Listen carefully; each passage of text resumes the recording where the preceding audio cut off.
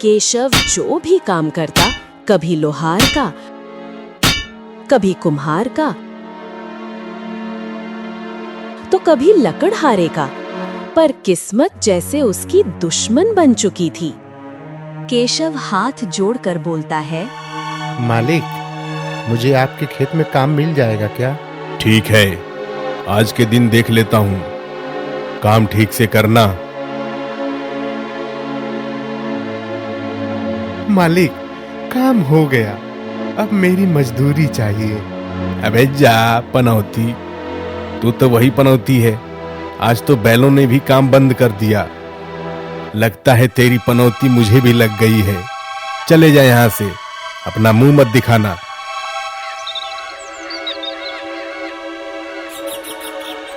वो हर जगह यही सुनता, पनौती। मेहनत उसकी थी, पर हमेशा ठुकराया गया। गांव में ऐसा कोई नहीं था जो केशव का मजाक न उड़ाता हो।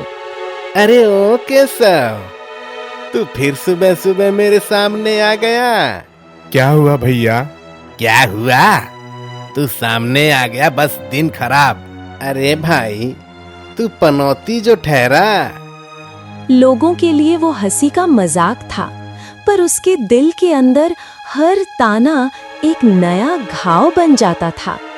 बेटा केशव, तू रोज किसी न किसी के यहाँ काम ढूंढने जाता है और हर बार खाली लौट आता है। क्यों ना तू अपना ही कुछ काम कर ले? दूसरों के भरोसे कब तक रहेगा? पर माँ, काम कौन सा करूं? मेरे पास न जमीन है, ना कोई बड़ा हुनर। तेरे पिताजी के समय से कुछ पैसे बचाए हैं मैंने। सोच रही थी अगर एक अच्छी नस्ल की गाय ले आए तो दूध बेचकर गुजर बसर हो जाएगी। माँ की बात केशव के दिल में उतर गई। उसी दिन वो उन बचाए हुए पैसों से एक अच्छी सी गाय लेने निकल पड़ा।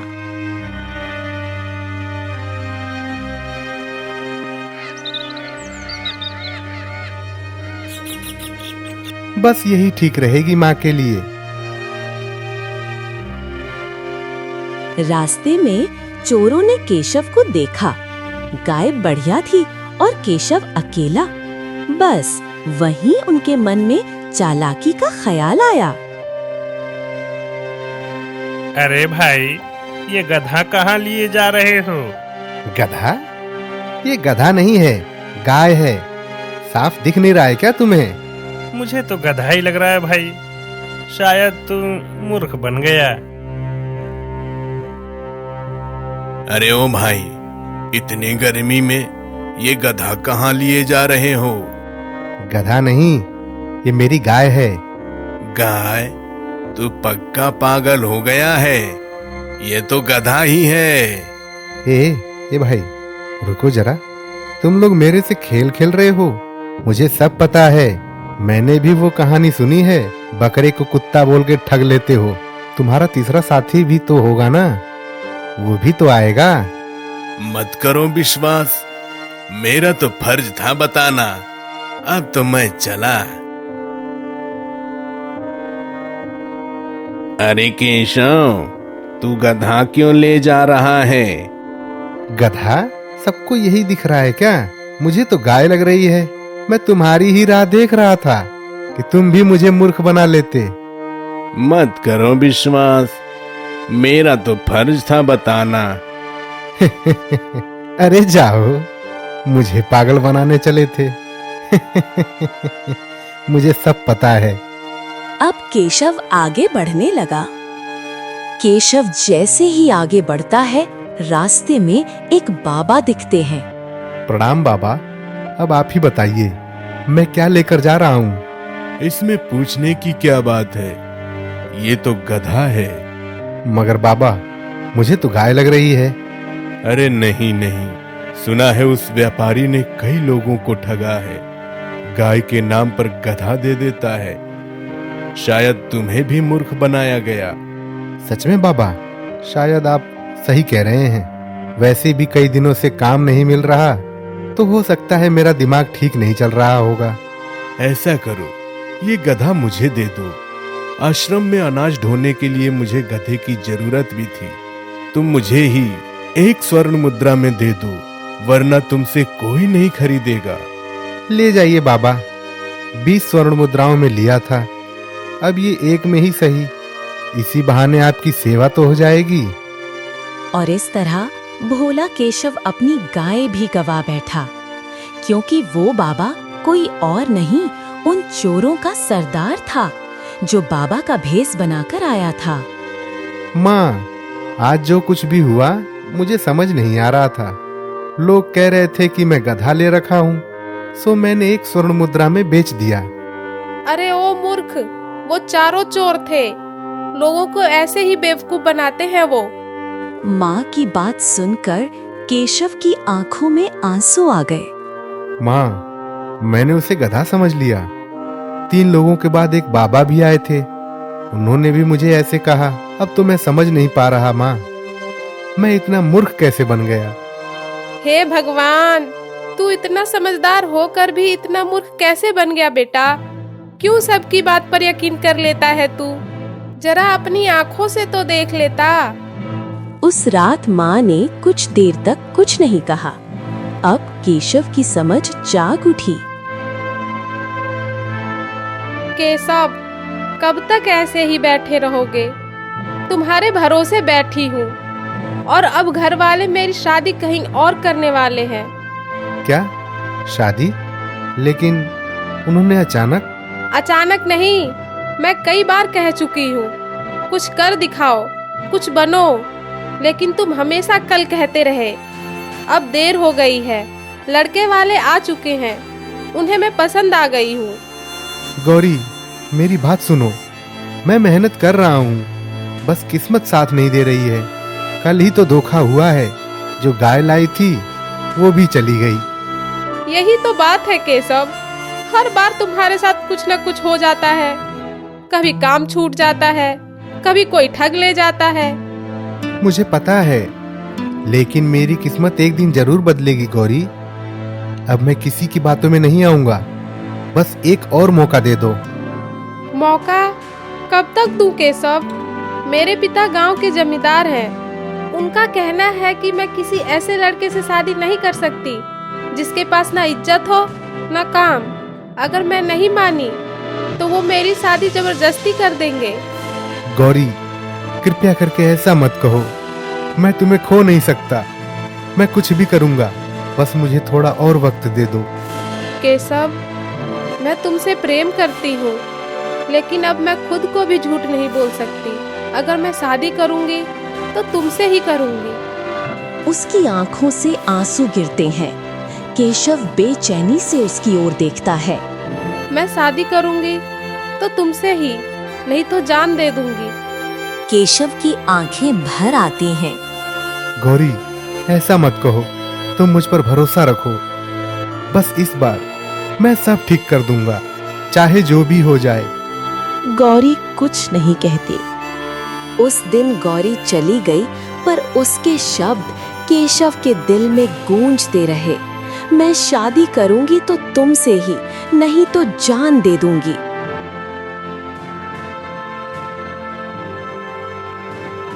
ठाकुर साहब, मैं गौरी से शादी करना चाहता हूँ। तू हरिया का बेटा जो फूटी किस्मत लेकर घूमता रहता है, तूने क्या सोचा मैं मेरी बेटी की शादी किसी से भी कर दूंगा? ठाकुर साहब, मैं जानता हूँ हमारी हालत ठीक नहीं है, पर मैं गौरी से सच्चा प्रेम करता हूँ। मेहनत? बेटा, मेहनत तो हर कोई करता है। फर्क ये है कि कुछ लोग किस्मत बदल देते हैं और कुछ लोग बस दूसरों के पैरों पर रगड़ खाते रहते हैं। तुम्हारे जैसे लोगों से मैं अपनी बेटी का विवाह थोड़ी कर सकता हूँ। जमींदार साहब, मुझे एक मौका दे दीजिए, मैं दिखा दूंगा कि मैं कितना बदल सकता हूँ। अच्छा, मौका? ठीक है, सुनो, मैं इज्जत का सौदा नहीं करूंगा, पर मैं तुम्हें एक शर्त देता हूँ। अगर तुम 1 महीने में मुझसे ज्यादा अमीर बन गए तो हाँ, गौरी तुम्हारी ही होगी। 1 महीने में इतना अमीर? तरकीब आसान है, दिखा देना कि तुम्हारे पास मेरे बराबर या उससे अधिक संपत्ति है। बस तुम्हें 1 महीने का समय मिल रहा है, तारीख आज से गिनी जाएगी। अगर तुम हार गए तो तुम गौरी को भूल जाना और गांव में कभी अपना मुंह मत दिखाना। समझ में आई बात? ठीक है, 1 महीने में मैं करके दिखाऊंगा। 1 महीने? ठाकुर की शर्त। केशव के दिल में अब सिर्फ एक आवाज थी।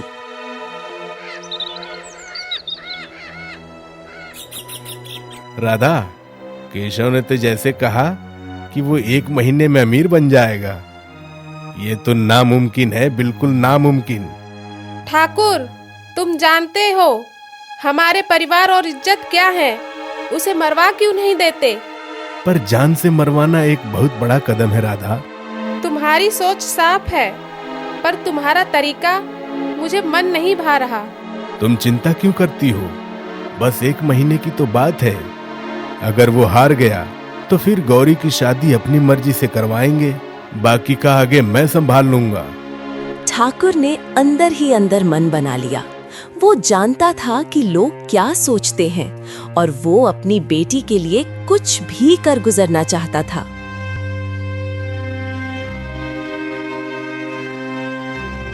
रात भर जागने के बाद केशव ने एक फैसला लिया था। ठाकुर की शर्त ने उसे भीतर तक हिला दिया था, पर अब वो डरना नहीं चाहता था।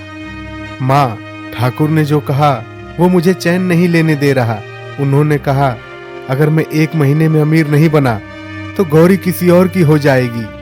अब मैं सोच रहा हूँ कि दूसरे राज्य चला जाऊं, कोई बड़ा काम ढूंढूं, पैसे कमाऊं। बस 1 महीने माँ, फिर मैं गौरी से शादी कर लूंगा। दूसरे राज्य बेटा? पर वहाँ कौन है तेरा?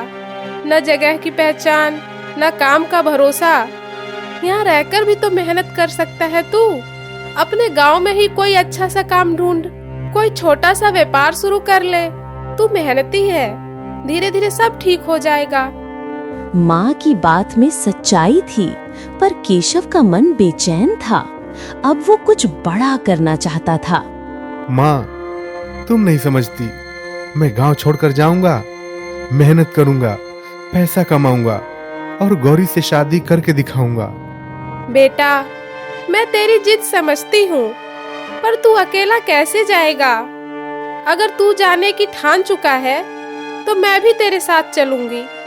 माँ, तुम साथ चलोगी? न ठिकाना न घर, तुम कैसे रह पाओगी? बेटा, मैं भी तुझे कैसे अकेला छोड़ दूं? मैं तेरे साथ रहूंगी। तू चलेगा तो मैं भी चलूंगी। उस पल माँ की आंखों में डर नहीं, हिम्मत थी। और उस दिन पहली बार केशव को लगा, किस्मत से बड़ी चीज है माँ का साथ।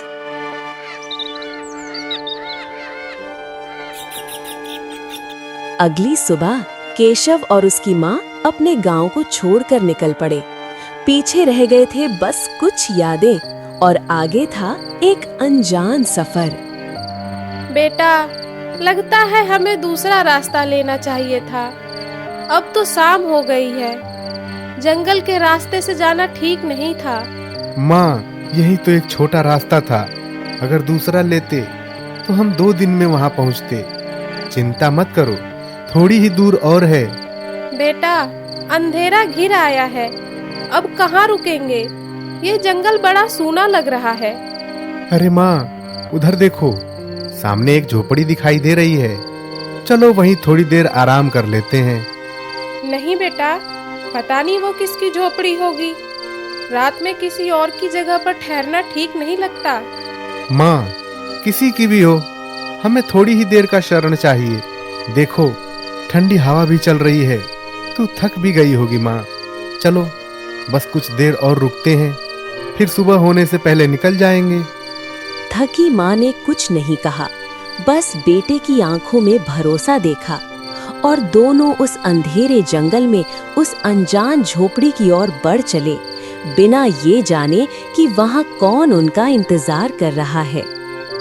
अंधेरे जंगल के बीच खड़ी वो छोटी सी झोपड़ी, बाहर से टूटी फूटी, पर भीतर से कुछ अजीब सी रोशनी झलक रही थी। थके कदम अब बस रुकना चाहते थे, लेकिन उस जगह की खामोशी में कुछ अनकहा था। बेटा, ये कैसी जगह है? देख, वो आग के पास कुछ हड्डियां पड़ी हैं। मुझे अच्छा नहीं लग रहा। चलो यहाँ से निकल चलते हैं। माँ, शायद किसी ने पहले डेरा लगाया होगा। कई बार जंगल में शिकारी भी आग जलाकर चले जाते हैं। डरने की बात नहीं है माँ, बस आज रात की ही तो बात है। नहीं बेटा, यह जगह मुझे अजीब लग रही है। कहीं ये किसी तांत्रिक या किसी जंगली जानवर की जगह ना हो।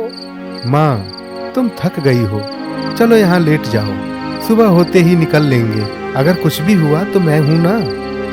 बाहर हवा चल रही थी, अंदर आग की लौ धीरे धीरे मंद हो रही थी। थके माँ बेटे ने एक दूसरे के पास सिमटकर आंखें मूंद लीं। अचानक सोनी रात में एक ठंडी हंसी गूंज उठी, जो सीधे झोपड़ी के अंदर तक आ गई। कितने दिनों के बाद आज मुझे इंसानी मांस मिलेगा। हमने क्या कसूर किया है? हमें मत खाओ। कैसे नहीं खाऊं? मेरा पेट बिल्कुल खाली है। भोजन तो चाहिए ही मुझे। तुम दोनों को मैं छोड़ दूंगा अगर तुम मेरे लिए कोई जानवर का मांस लाकर दोगे। बस एक बार मांस ला दो, मैं तुम दोनों को जाने दूंगा। हम किसी जानवर को मारकर नहीं लाएंगे। हम शांति पूर्वक वापस अपने घर जाना चाहते हैं। नहीं नहीं नहीं, मैं मूर्ख नहीं हूं। मेरी शर्त यही है कि तुम्हारी माँ यहीं पर रहेगी और तुम जाओ, जानवर का मांस लेकर आओ। नहीं, मैं माँ को भी अपने साथ लेकर जाऊंगा। या तो तुम दोनों मेरा भोजन बन जाओ, नहीं तो तुम जाओ और मांस लेकर आओ। झोपड़ी में ठहराव सा छा गया। दो दिल धड़क रहे थे और बाहर अंधेरा घना होता जा रहा था। डर ने केशव के कदमों को बांध लिया था, पर माँ की आंखों में जो खौफ देखा उसने उसे मजबूर कर दिया कि कुछ करे, कुछ भी। केशव झट से बाहर निकलता है, दौड़ता हुआ जंगल की गहराई में चला जाता है। उसकी सांसें तेज चल रही थीं, आंखों में डर और बेचैनी थी। माँ को बचाना है, किसी तरह उस राक्षस को मांस देना ही होगा, बस किसी तरह। थोड़ी दूर जाने पर झाड़ियों के बीच एक मरी हुई बकरी दिखाई देती है। हे भगवान, ये तो मरी हुई है। शायद इसी से काम चल जाएगा। केशव उस मरी बकरी को खींचकर झोंपड़ी की ओर लौटता है। माँ, देखो मैं आ गया।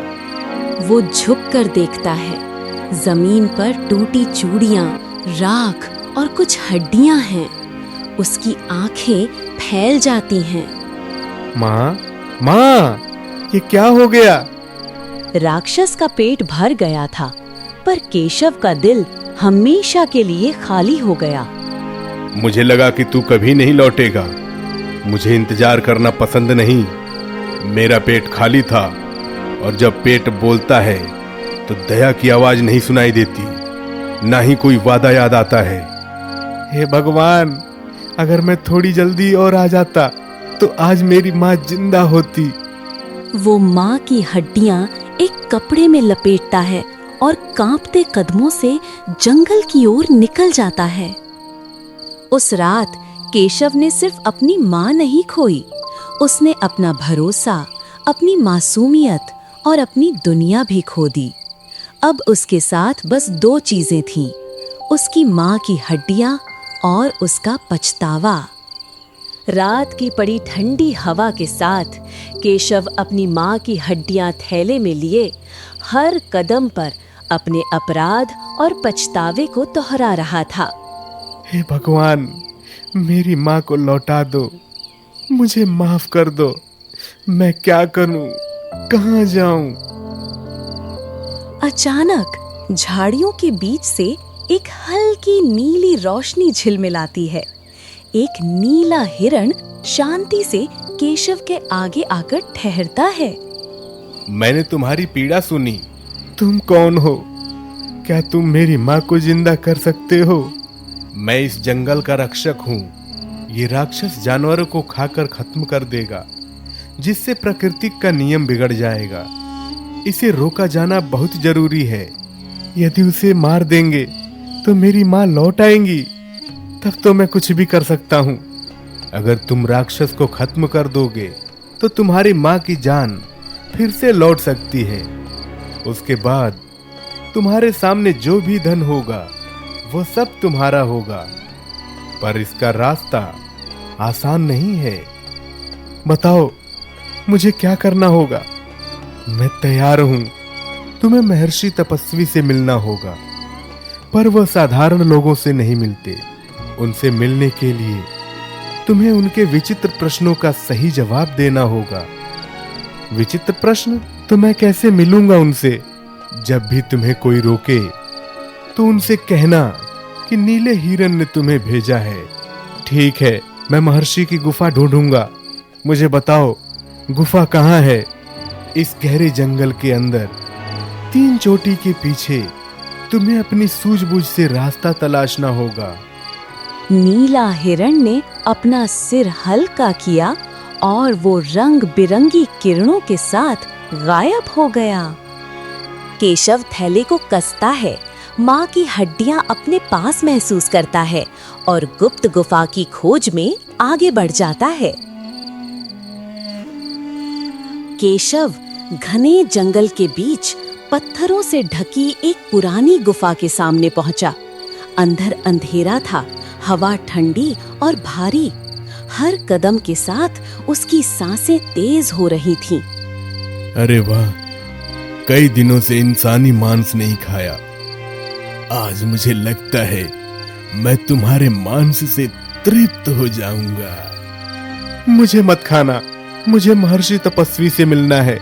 क्या? महर्षि से? मुझे नील हिरण ने भेजा है। अच्छा, तो तुम महर्षि तपस्वी से मिलना चाहते हो? क्या तुम्हें नहीं पता, उनसे मिलना इतना आसान नहीं। बहुत कम ही लोग उनसे मिल पाते हैं। मुझे पता है, पर मुझे अपनी माँ को बचाना है, इसलिए मैं उनसे मिलना चाहता हूँ। कोई भी मुश्किल हो मैं सह लूंगा। ठीक है, अगर तुम सचमुच यही चाहते हो तो मैं तुम्हें जाने दूंगा, पर पहले तुम्हें मेरे एक सवाल का सही जवाब देना होगा। अगर सही जवाब नहीं दिए तो मैं तुम्हें अभी खा जाऊंगा। ठीक है, पूछिए। तो बताओ, ऐसा कौन सा आदमी है जिसने अपने जीवन में न कभी झूठ बोला है और न कभी सच? सोच समझकर जवाब देना। केशव कुछ पल सोचता है, फिर जोश से जवाब देता है। गूंगा आदमी, वह ना कभी झूठ बोलता है और ना कभी सच बोलता है। बहुत बढ़िया, सही जवाब। अब तुम अंदर जा सकते हो। शेर ने रास्ता खोल दिया और केशव के दिल में नई उम्मीद जगी। अब अगला पड़ाव महर्षि तपस्वी की गुफा थी। केशव भीतर गया। वहां का हर कोना मौन और गंभीर था। सबसे आगे एक पुरुष ध्यान मग्न था, मानो समय भी वहीं थम गया हो। प्रणाम बाबा, आंखें खोलिए, मैं बहुत परेशानी में हूँ। महर्षि धीरे से आंखें खोलते हैं। उनकी निगाह गहरी पर शांत है। बताओ, क्यों आए हो यहाँ? हम तो ध्यान मुद्रा में रहते हैं। बाबा, मेरी माँ की जान चली गई है। एक राक्षस ने सब बिगाड़ दिया। मुझे मदद चाहिए। मुझे उस राक्षस को खत्म करना ही होगा और माँ को मुझे वापस पाना है। यहाँ पर आना किसी के भी बस की बात नहीं है, पर तुम विचित्र प्रश्नों की परीक्षा देकर आए हो, इसलिए हम तुम्हारी सहायता पर विचार करेंगे। बताओ, क्या कर सकते हैं हम तुम्हारे लिए? बाबा, मैं अपनी माँ को दोबारा जीते हुए देखना चाहता हूँ। कुछ भी करूँ, बस माँ वापस चाहिए। महर्षि के चेहरे पर करुणा और कठोरता दोनों झलकते हैं। वे धीमे से सिर हिलाते हैं। ठीक है, पर ध्यान रहे, तुम्हें मेरे 3 प्रश्नों का सही उत्तर देना होगा। यदि तुम सही उत्तर दे दोगे तो तुम्हारी माँ जीवित हो सकेंगी और राक्षस का विनाश भी संभव होगा। केशव फुर्ती से हाथ जोड़ता है। आवाज में उम्मीद और भय दोनों हैं। ठीक है बाबा, मैं आपके 3 प्रश्नों के सही उत्तर देने की पूरी कोशिश करूंगा। याद रखो, अगर कोई भी उत्तर गलत निकला तो मैं तुम्हारी मदद नहीं करूंगा। गुफा में एक सन्नाटा छा गया। केशव की सांसें तेज थीं। पहला प्रश्न, जो दिखता नहीं है वही सबसे सच्चा क्यों होता है?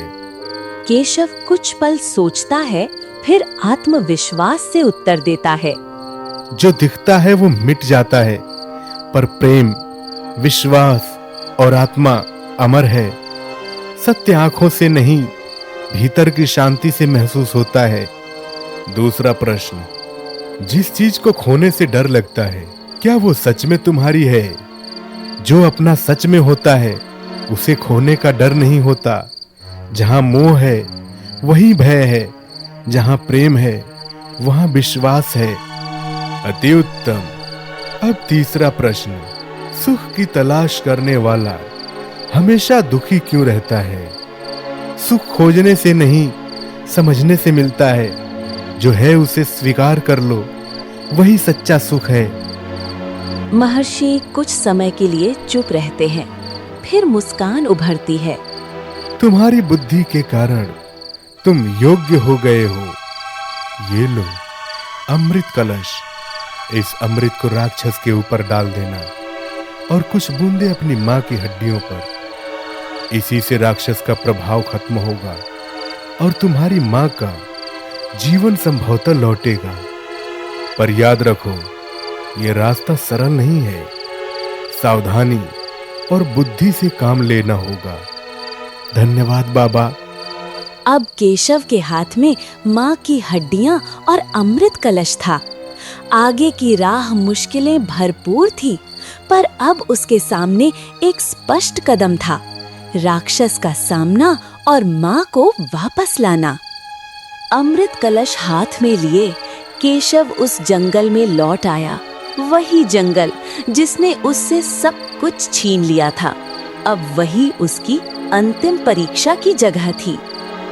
अचानक हवा तेज चलने लगती है, पेड़ हिलते हैं, जमीन कांपती है।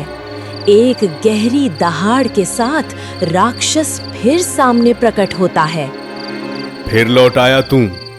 मैंने कहा था ना, मैं तुझे नहीं छोड़ूंगा। अब तेरा अंत होगा। राक्षस हंसता है, झपटता है, गुफा की हवा आग सी गर्म हो जाती है। केशव पीछे हटता है, फिर अमृत कलश उठाता है। और फिर एक पल ऐसा आया जब केशव ने झटके से अमृत की बूंदें राक्षस पर फेंक दी। तेज प्रकाश फैलता है, राक्षस दर्द से चीखता है, शरीर आग की तरह जलने लगता है और धीरे धीरे राख में बदल जाता है। वो राक्षस जो सैकड़ों जिंदगियां निगल गया था, अब खुद मिट चुका था। केशव घुटनों के बल गिर जाता है, थैला खोलकर माँ की हड्डियां निकालता है। माँ देखो, अब कोई डर नहीं है। लौट आओ माँ। वो अमृत की कुछ बूंदें हड्डियों पर डालता है। एक हल्की रोशनी फैलती है, हवा रुक जाती है। धीरे धीरे माँ का शरीर आकार लेने लगता है। केशव बेटा, माँ तू सच में लौट आई। मृत्यु हार चुकी थी। माँ का स्नेह और बेटे का प्रेम जीत गया था। केशव, तुमने असंभव को भी संभव कर दिखाया। तुमने राक्षस का विनाश किया और प्रकृति को संतुलित किया। ये जितने भी सोना चांदी हीरे हैं, सब तुम्हारे हैं। तुमने इसे अपने साहस से प्राप्त किया है। इन्हें ले जाओ और अपने गांव लौट जाओ। तुम्हारा बहुत बहुत शुक्रिया। मैं तुम्हारे बिना कुछ नहीं कर पाता। नीला हिरण धीरे धीरे प्रकाश में बदल गया और गायब हो गया। केशव और उसकी माँ सोना, चांदी और हीरे से भरे उस स्थान से लौट पड़े, मगर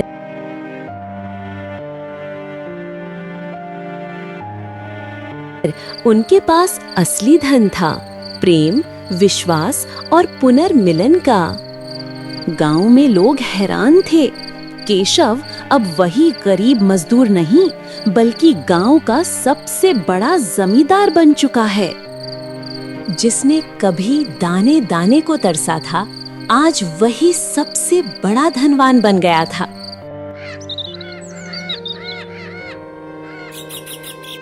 केशव और गौरी का विवाह हो जाता है। मैंने कहा था ना, मैं शादी करूंगी तो तुमसे ही।